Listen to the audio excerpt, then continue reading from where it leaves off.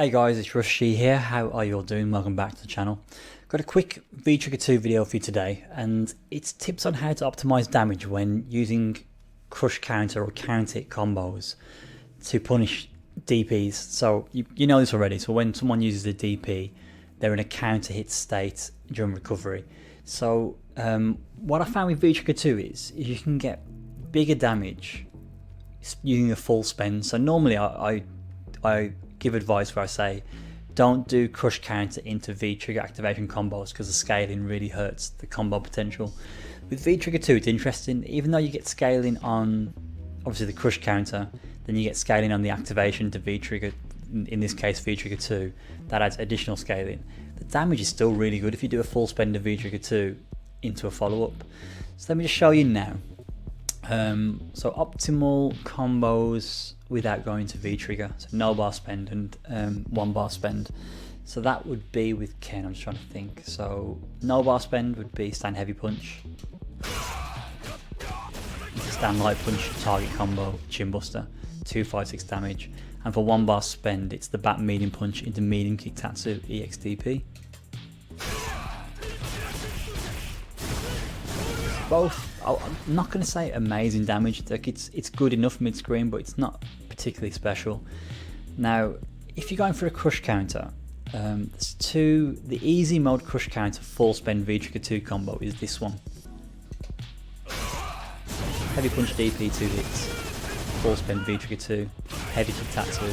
Now for no EX meter but a full stock of V trigger, you get 320 damage, which is a significant amount more damage in that situation. The 1 bar spend is very similar. You just do EX Tatsu at the end. 328 damage. Now you can get more damage out of this situation by doing crouching heavy punch. This is what I want to show in this video. It's the main point. If you do crouching heavy punch to punish DPs into V skill heavy punch DP, you get a tad more damage. The only downside to this is that the timing's a little bit more tricky.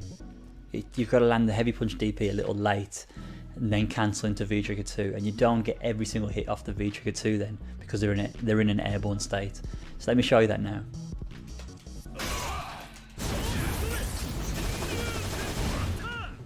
You can see there the no bar spend now jumps up to 327, and the 1 bar, which is exactly the same combo just with EX Tatsu at the end.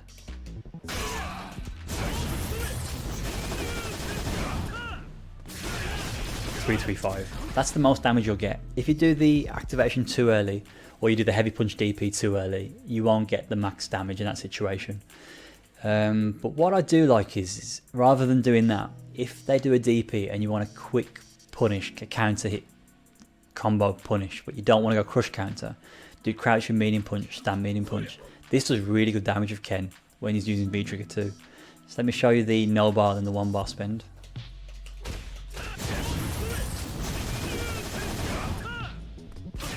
You're now getting 350 mid screen with no EX bar, which is very good. Now with the 1 bar spend,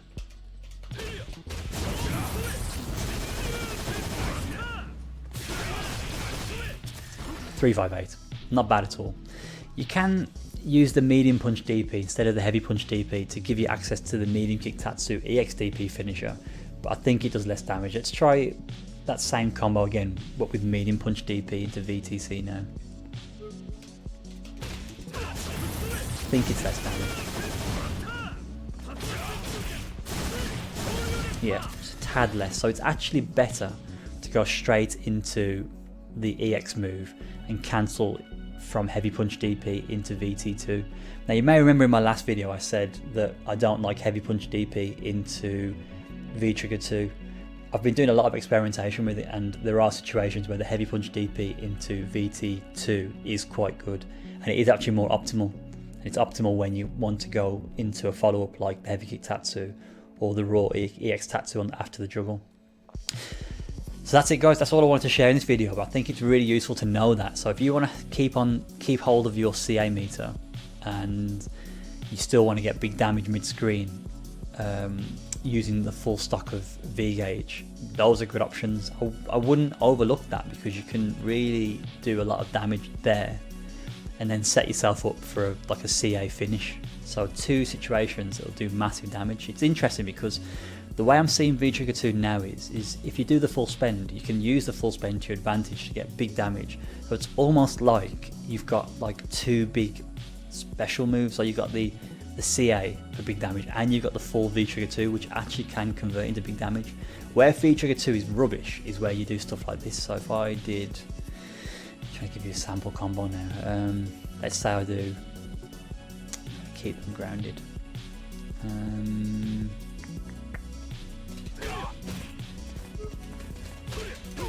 This is where it's poor.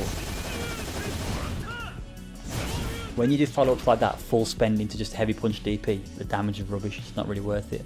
I mean, there are situations it will be worth it, where like say you'll close a round out, but if you're using that full spend to get big damage, that's not the way to do it. You want to make sure you put them in those particular juggle states to get the heavy kick tatsu.